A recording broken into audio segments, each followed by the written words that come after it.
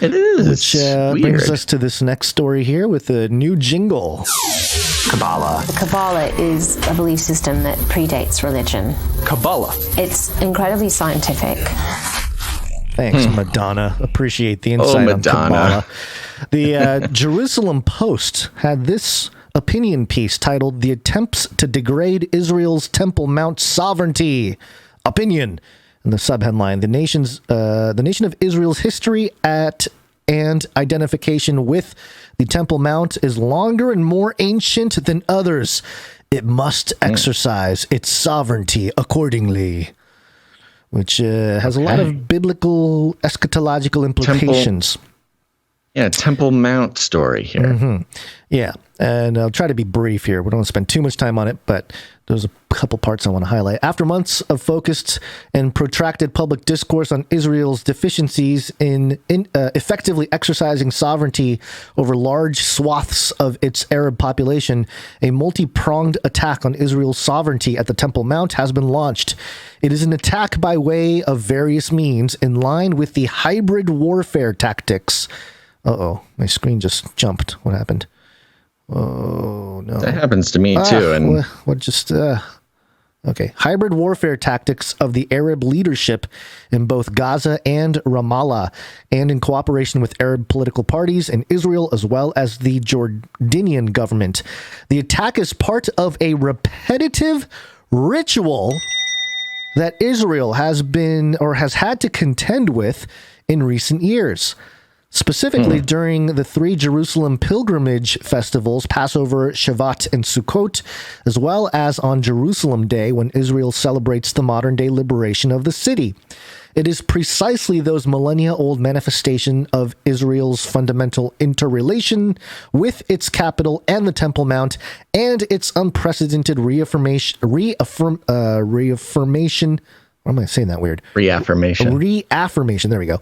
With the site's liberation that threaten our enemies' falsehoods and designs on the city. The ritual began with grotesque and anti-Semitic incitement, amplified by the advent of social media and smartphones saturating an even more easily accessible mass audience. So he's basically suggesting that there's this ritualistic attack on the Temple Mount, and it includes social media and smartphones, and it sounds kind of like propaganda or some kind of mind control thing that they are accusing the enemies of Israel doing. That's very interesting. Right?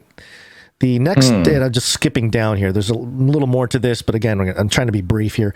The next stage are threats that are followed by a violent provocation that the forces hostile to Israel know will be ignored or quickly forgotten by the international community and the media.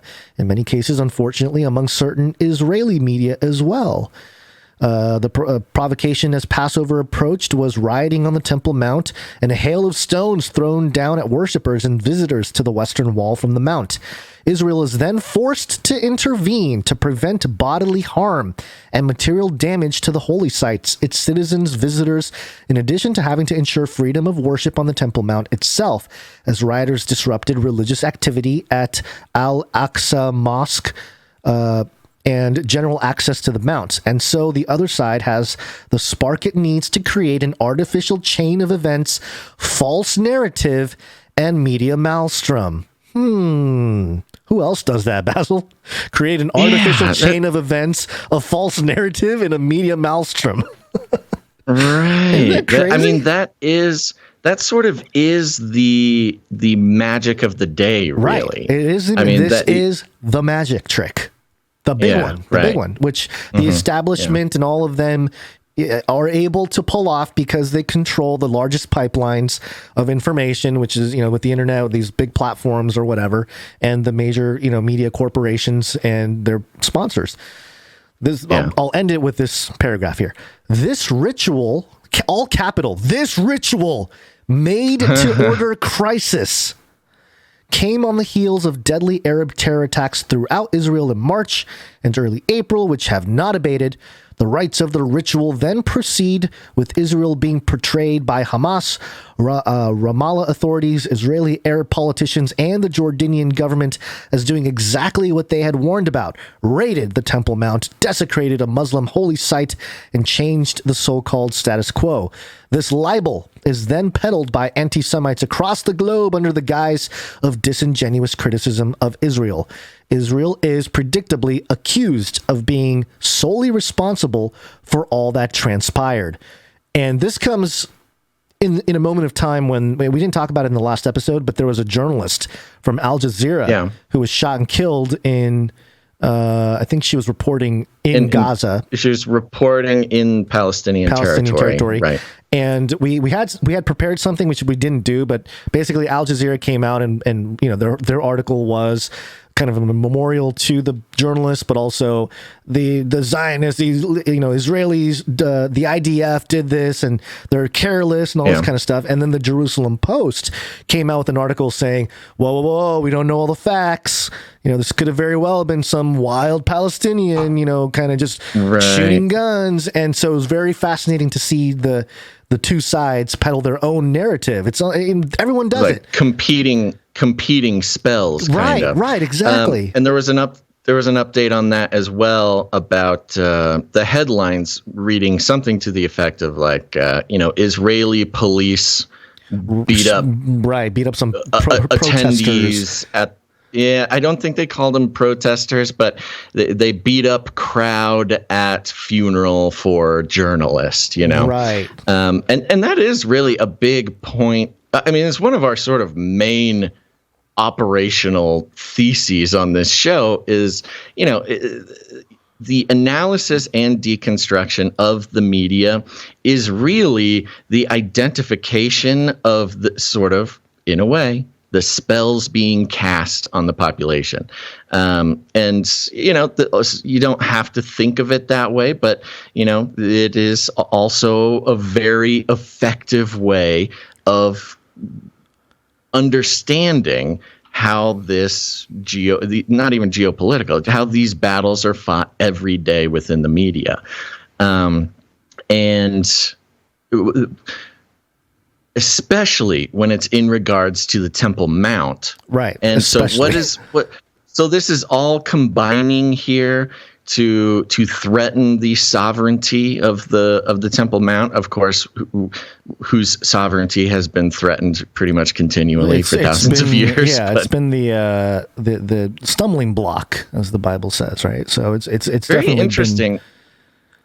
Very interesting how this author, Elon Pomeranc, don't know if I'm saying that right, he's basically speaking the language of the occult. He's speaking the language of also Kabbalah, perhaps more specifically, straight up in like a mainstream media outlet in the Jerusalem Post. Like it's as if it were just a normal way to talk about these things. And think about the biblical prophecy aspect of everybody sort of having a pilgrimage to the temple, the Temple Mount as sort of an end times thing where people worship the Antichrist without knowing he's the Antichrist kind of thing.